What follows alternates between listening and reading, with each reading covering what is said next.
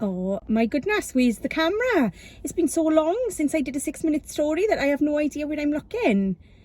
Oh my goodness, as well, I'm sorry. I said I'd take the summer off. I literally did it on the last week of school, Blossom School Year, and I've not been back, which is terrible.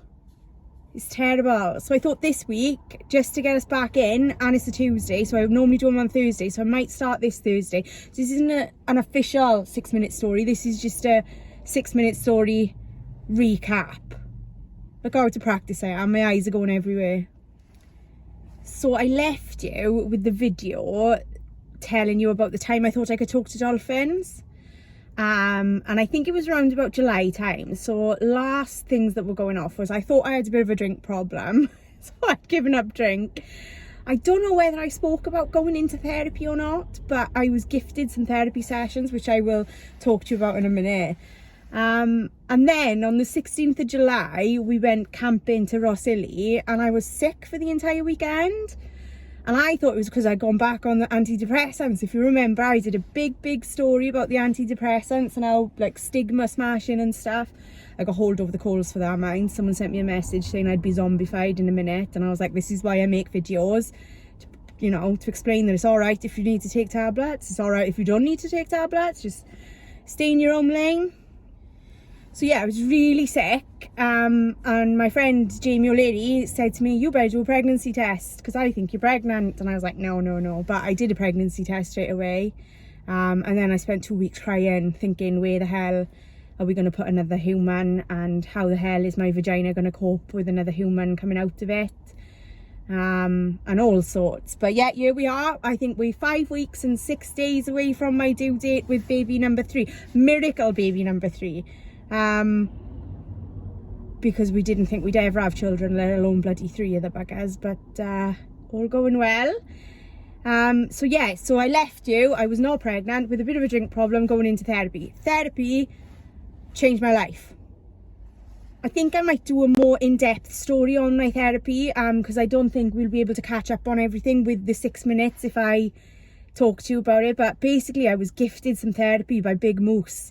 Big Moose being a charity in Cardiff. If you haven't heard of them, go and have a little look. Yeah, and I had 4 therapy sessions with a guy named Graham, and Graham completely changed my life. Absolutely amazingly changed my life. Like, my thought processes, he's given me tools to deal with things. And yeah, I've got a lot to say on that subject, so I'm not going to say it now. I'm going to wait and do a full 6-minute story on that, if you don't mind. So yeah.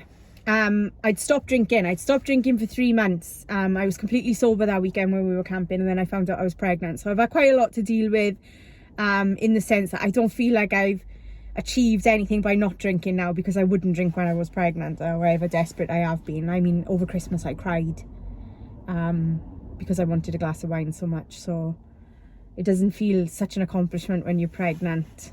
But there we are. I'm like 210 days sober. So I keep saying that I am, because I suppose I could have had 1 glass of wine pregnant, but A, I was afraid I wouldn't stop and then I damaged the baby, and B, I was like, what's the point? If you're gonna have 1, you might as well have 100, you know. So my thought processes are still a little bit mixed with that. I know I've just banged on about how therapy's changed me, but I think alcohol is the big problem. But there we are. I lost my dad. I say lost my dad, I didn't lose him, he passed away. I hate it when people say I lost something. I remember when I had my first miscarriage and I was like, I've lost the baby, and like, you haven't lost the baby, you didn't put the baby down and not find it. My dad passed away in October, which was quite stressful. We had a strained, I loved him, he was my dad, we had quite a strained relationship. And I'm an only child, so it was really sad. And I'll probably do a 6-minute story on grief as well, because I think I've got quite a lot to say on that matter, and I won't do it justice in a roundup of things at the moment. But yeah, so that happened in the October. It's not nice, is it? There we go, it's part of my life. It's been a big part of my life, so it feels only right to mention it. I set up Patreon. I think you say it Patreon, it could be Patreon, I'm not quite sure. I set up Patreon, and basically I blog now, and people support me to write, which is the most like amazing feeling. I think I've got 12 patrons, or I'm not quite sure how you say it. I'm burping a little bit. It's Rennies. I'm living off Rennies because I'm eating chalk again. I'm craving chalk. I'm actually craving licking concrete, but I don't want to. Let me tell you about the blogging. So it's held me accountable. So I'm writing constantly, and I'm doing some nice content, and I'm super glad that people have got on board, and I'm so grateful that people have pledged £3 a month to actually read my stuff. It's really humbling, and I like wake up in the night and I'm excited about it. I think about writing and I'm like, oh my God, people are actually investing in me, which is, I'm so grateful. Talking about investing, we have taken on a year-long fundraising project. I say we, as in me and my Phillips family. Big Moose, the charity that gifted me the therapy, are trying to raise £1 million this year. They will raise £1 million this year, which is really exciting. And yeah, we're doing some kindness stuff. We're doing a project called The First Domino, which is basically, I listened to a podcast with Matt Callahan. I think that's how you say his surname. I'm not sure. I'm not brilliant with names. And he did one on spreading kindness. And apparently for every one act of kindness that a person does affects 125 other people. So we've taken on to do 52 acts of kindness this year, with a 10k walk each. So we're about to start this week. We were due to start last week, but the bloody weather stopped play, so I'm really excited about that as well. So I'll probably do, oh my God, I got loads of 6-minute story content for you. Loads.